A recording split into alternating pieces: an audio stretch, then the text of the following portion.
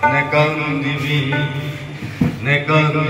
তই মুক্তি বিচাৰি তোৰ হেজাৰ সন্তান আহিছে ওলাই তেজৰ পতাকা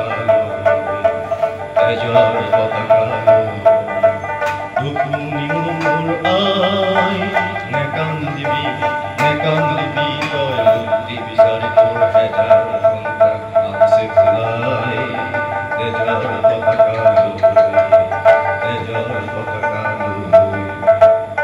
নাকি পৰ্বটো যথেষ্ট আমোদজনকেই হ'ল প্ৰহ্লাদে ক'বলগীয়াও কৈছে নক'বলগীয়াও কৈছে সকলোখিনি কথাই এই প্ৰতিজন মানুহৰ পৰিচয় সন্দৰ্ভত যি বিশ্লেষণ দিলে যথেষ্ট আমোদ লাগিল আৰু যি কি নহওক আমি প্ৰত্যেকৰ পৰিচয় এতিয়ালৈকে পালোঁ ইয়াৰ পিছতে আদিৰ উদ্দেশ্য ব্যাখ্যা আছে উদ্দেশ্য ব্যাখ্যা বুলি বিশেষভাৱে ক'বলগীয়া ইয়াৰ আগৰ আমাৰ কৰ্মশালাবিলাকত আমি সমল ব্যক্তি আনো সমল ব্যক্তিয়ে নিৰ্দিষ্ট বিষয়ৰ ওপৰত বিশদভাৱে তেওঁ বক্তব্য ৰাখে আৰু আমি সেইখিনি শুনো কিন্তু এইবাৰ আমি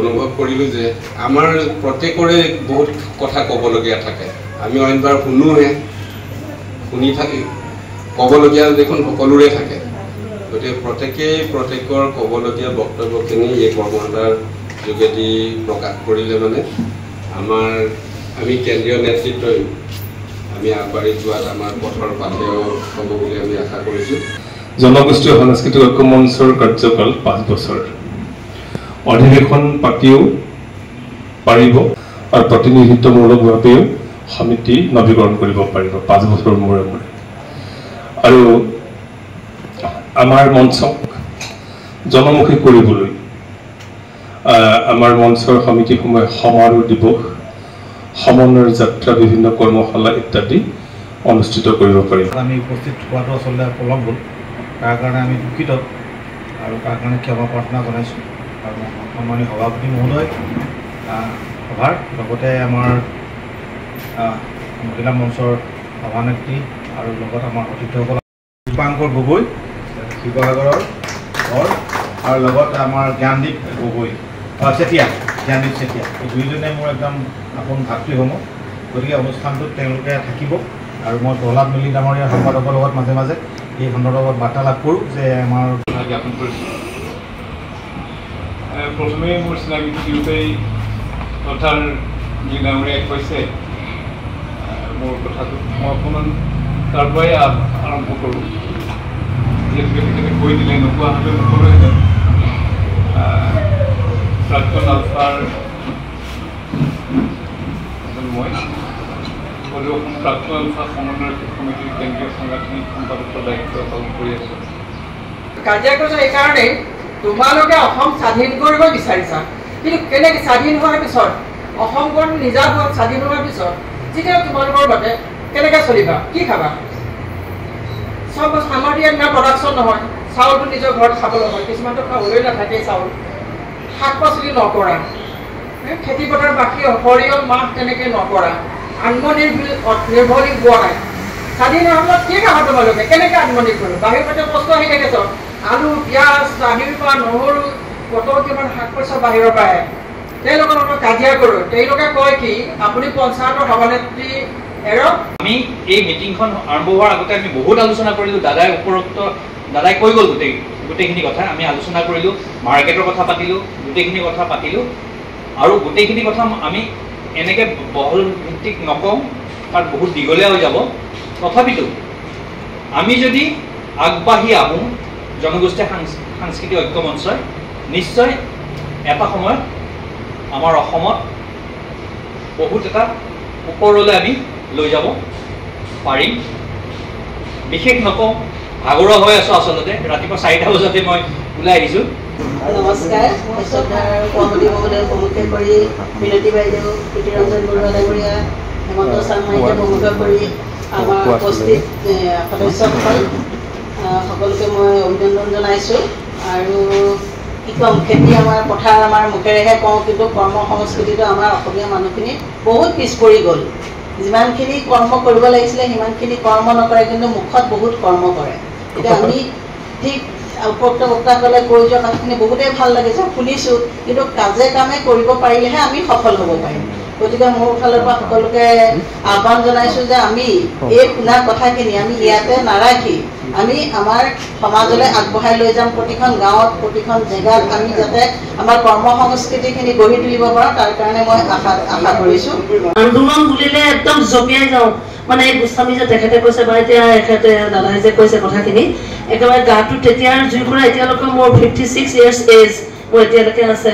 যিটো নেকি মই দিল্লীৰ পৰা গাড়ী ট্ৰেভেলাৰ এম্বুলেঞ্চৰ মই ব্যৱসায় কৰোঁ, শিৱসাগৰ ডিব্ৰুগড় বা ৰিফাইনেৰী ছেক্টৰত মই নিজে চলাই আনো বনোৱাৰ পিছত।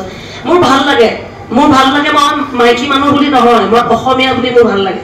মই নাৰী শক্তি বুলি মই ক'লে মই বেয়া পাওঁ, মই অসমীয়া বুলি ক'লে মই ভাল পাওঁ। লেডিজৰ চিট যেতিয়া বাছত থাকে মই বেয়া পাওঁ। মই সেইটো যুৱ সংঘ টাইমছ অফ ইণ্ডিয়াত মোৰ যেতিয়া ইণ্টাৰভিউ লৈছিলে মই কৈছিলোঁ আজি কেইবাবছৰ আগত, এইটো থাকিব লাগিছিলে ফিজিকেলি ডিজেবল বা এই বিকলাংগ বুলি আজিকালি নকয়, তেখেতসকলৰ কাৰণে থকাটো চিটে প্ৰযোজ্য। কমটি বয়সীয়া মাইকী মানুহগৰাকীয়ে বয়সীয়া মতা মানুহজনক চিটটো যে বহি থাকিব সেইটো কোনো কথা হ'ব নোৱাৰে। সভাপতি ডাঙৰীয়া প্ৰমুখ্যকাৰী তথা বিশেষজ্ঞসকলো মই আন্তৰিক শুভেচ্ছা জনাইছোঁ। যিটো কনচেপ্ট বুলি কৈছে বৰ অসম বুলি ক'বলৈ গ'লে যিটো গঢ় ধৰিবলৈ গৈছে, প্ৰথমতে আমি নিজৰ পৰিয়ালটোক একত্ৰিত কৰিব লাগিব। আমি পুৰণা কথাটোকে যদি কৰিয়ে থাকো নতুন কাম কোনে কৰিব? আমি পোনপ্ৰথমে আমাৰ নিজৰ পৰিয়ালটোক একত্ৰিত কৰিব লাগিব। একত্ৰিত কৰিবলৈ আমাৰ মনবোৰ সদায় সুন্দৰ হ'ব লাগিব। সাংস্কৃতিক দিশৰ কাম কৰা মানুহৰ মনবোৰ সদায় উৎফুল্লিত হয়, তেওঁলোকে অকণমান টাইমৰ কাৰণে বেয়া হৈ থাকে। ইতিমধ্যে উপৰোক্ত বক্তাসকলে বিভিন্ন দিশত আলোকপাত কৰি গ'ল আৰু আমি এই সংগঠনলৈ একদম নতুনকৈ আহিছোঁ। বিহুত তিলৰ পিঠা লাগিবই, আকৌ তিল লাগিব তেতিয়া তেওঁলোকে কৈছে যে ঠিক আছে তোমালোকে আমাৰ ট্ৰেক্টৰবিলাক লৈ কামত লগাই দিয়া, পইচা পাতি যি হয় তোমালোকৰ কথা আমি তোমালোকে পিছত দি দিবা। গতিকে সেইটো এটা বহুত ভাল কথা বুলি ভাবিছোঁ। আৰু যেতিয়া আশ্বাসটো দিছে আৰু 100 বিঘা মাটি হাল বাব পৰা আমাৰ শক্তিও নাই। সঁচা কথা ক'বলৈ আমাৰ জিলা মন্ত্ৰীখন বৰ দুৰ্বল। ক'বলৈ গ'লে হিউমেন ৰাইটছৰ কিবা কিবি মানুহে কৰিবলৈ গৈছে, সেইটো নতুন প্ৰয়াস নহয়। কিন্তু আমি এই প্ৰয়াসটো এতিয়াৰ পৰা জন্ম দিছোঁ। ভৱিষ্যতলৈ আমাৰ আহিব লগা দিনৰ মানে আমাৰ নতুন প্ৰজন্মৰ দিনত যাতে এনেকুৱা নহয়। এই প্ৰয়াসটো সদায় জাৰি যেতিয়া থাকিব, আমাৰ প্ৰয়াসটোৰ যোগেদি অসমৰ গোটেইখিনি জাতি জনগোষ্ঠীৰ মাজত সদ্ভাৱ সম্প্ৰীতিৰ যি মানে পৰিৱেশ সেইটো মানে বহাল ৰাখিবৰ কাৰণে আমি কাম কৰি গৈছিলোঁ। কিন্তু আপুনি চাওক, সুস্থ মগজেৰে সুস্থ জ্ঞানেৰে বৈজ্ঞানিক ভিত্তিৰে এখন নাটক কৰিব পৰা এটা মঞ্চ নাই।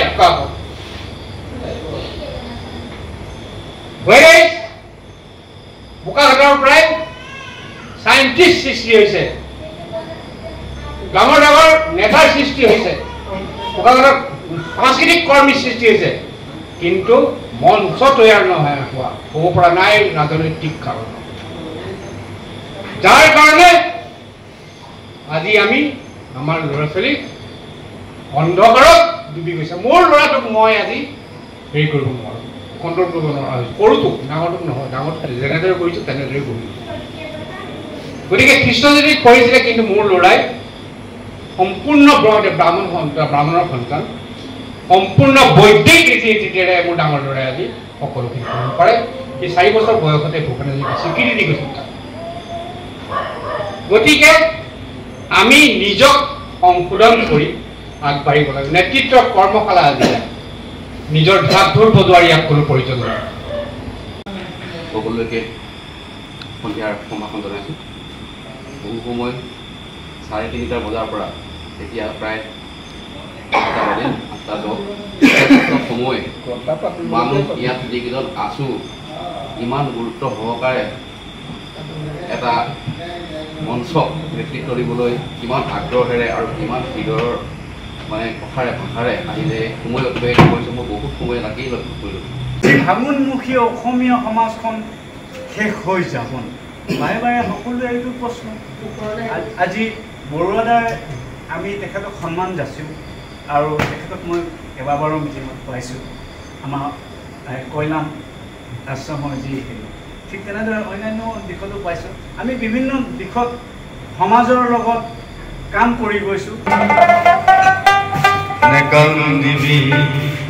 নেকান্দিবি তই মুক্তি বিচাৰি তোৰ হেজাৰ সন্তান আহিছে ওলাই তেজৰ পতাকা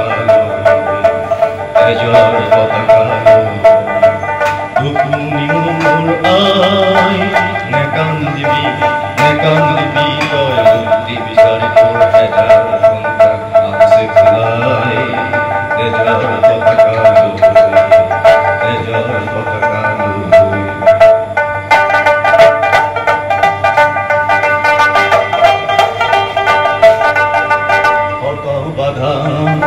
আমি বাহেৰে যাম আগুৱাই অত বাধা নেওচি আমি বাহেৰে যাম আগুৱাই জীয়ন দি হ'লেও আইতো বিজয়ৰ মুকুট পিন্ধা নহয় পৰাধীন অসম স্বাধীন ইতিহাসে সোঁৱৰাই নহয় পৰাধীন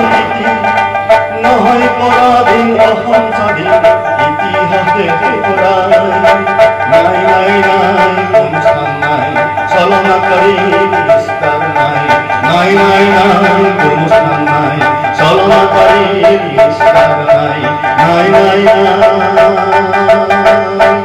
দুখুনি মোৰ আই নেকান্দিবি তই মুক্তি বিচাৰি তোৰ হেজাৰ সন্তান আহিছে